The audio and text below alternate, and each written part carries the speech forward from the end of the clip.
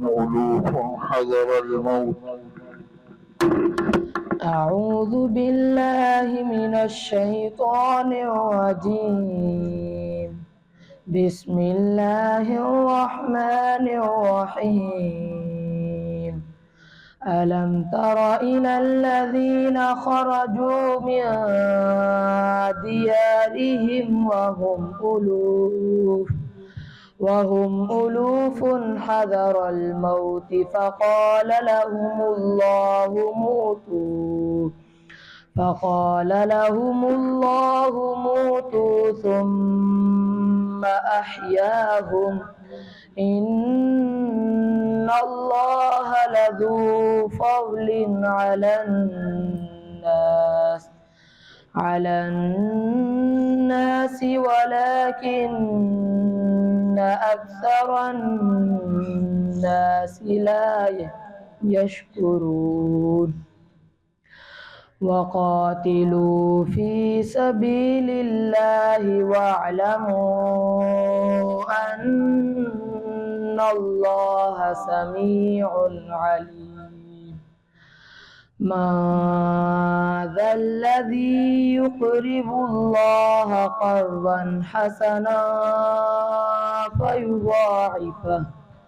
فيضاعفه له أضعافا كثيرة والله يقبض ويبسط وإليه ترجعون.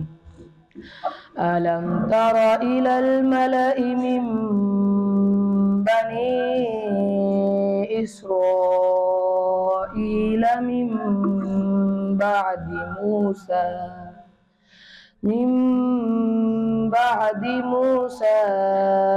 إذ قالوا لنبي له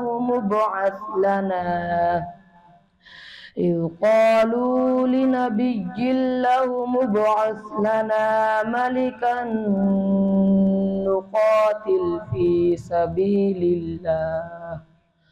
قال هل عسيتم إن كتب عليكم القتال ألا تقاتلوا؟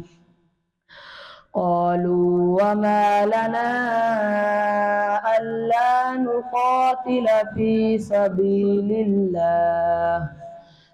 سبيل الله وقد أخرجنا من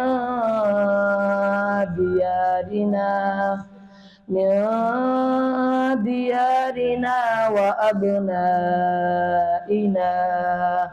فلما كتب عليهم القتال تولوا إلا قليلا منهم والله عليم بالظالمين.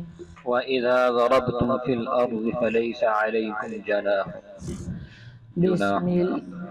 بسم الله الرحمن الرحيم. وإذا ضربتم في الأرض فليس عليكم جناح أن تقصروا من الصلاة إن خفتم أن يفتنكم الذين كفروا إن الكافرين كانوا لكم عدوا مبينا. وإذا كنت فيهم فأقمت لهم الصلاة فلتقم طائفة منهم معك وليأخذوا أسلحتهم فإذا سجدوا فليكونوا من ورائكم ولتأت طائفة أخرى لم يصلوا فليصلوا معك وليأخذوا حذرهم وأسلحتهم.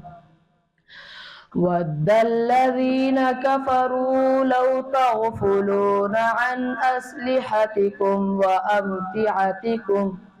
وأمتعتكم فيميلون عليكم ميلة واحدة ولا جناح عليكم إن كان بكم أذى من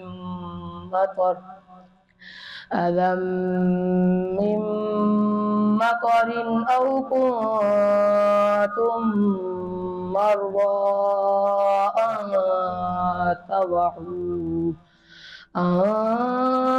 تضعوا أسلحتكم وخذوا حذركم إن الله أعد للكافرين عذابا مهينا.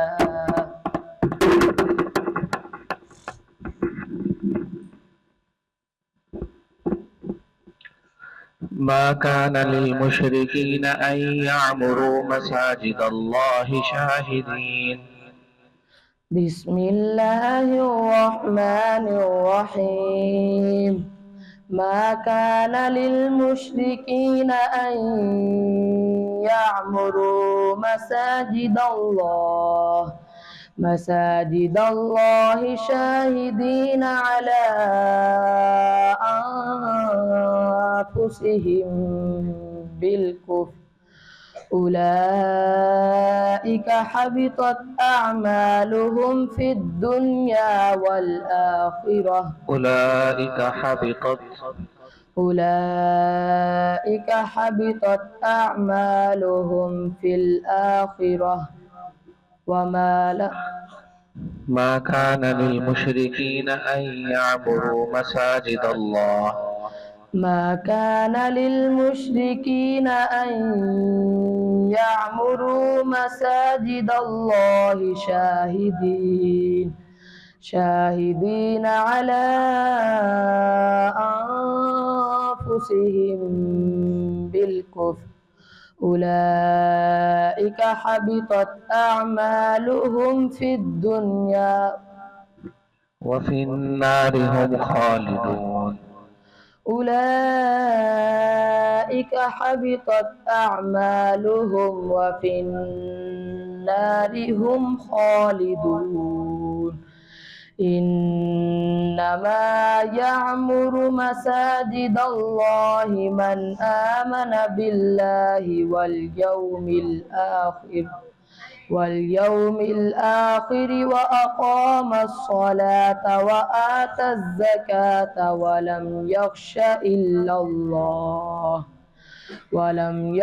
إلا الله فعسى أولئك أن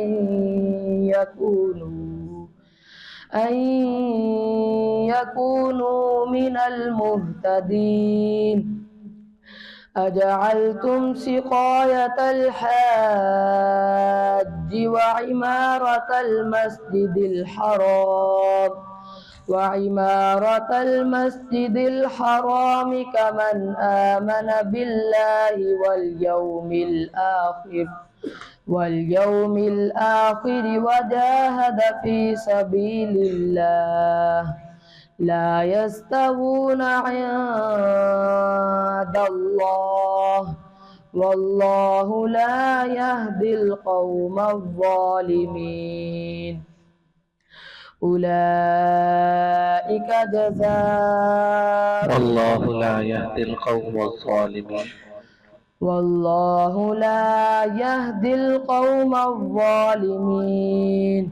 الذين آمنوا وهاجروا وجاهدوا في سبيل الله بأموالهم وأنفسهم أعظم درجة عند الله وأولئك هم الفائزون. يبشرهم ربهم برحمة منه منه ورضوان وجنات لهم فيها نعيم مقيم